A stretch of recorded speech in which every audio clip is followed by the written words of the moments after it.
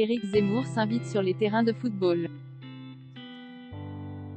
Le potentiel candidat à l'élection présidentielle de 2022 était invité ce mardi 2 novembre dans la nouvelle émission de Pierre Ménès, Pierrot le foot. Après avoir raconté ses souvenirs d'enfance au Parc des Princes, le polémiste a fait part de sa vision sur le football contemporain.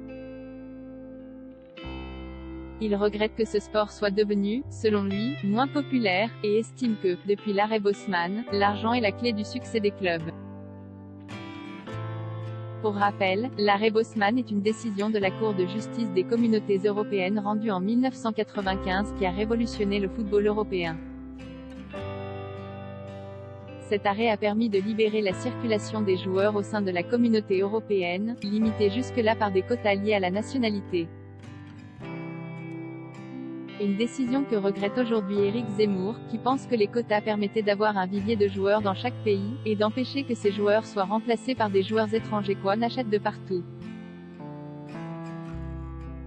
Éric Zemmour, je remettrai des quotas de joueurs étrangers. Selon Éric Zemmour, les quotas permettaient aussi un vrai équilibre, c'est-à-dire que ce n'étaient pas les clubs les plus riches qui achetaient tous les meilleurs joueurs, ce qui se passe aujourd'hui, et du coup les matchs et les compétitions se jouent toujours entre les mêmes clubs.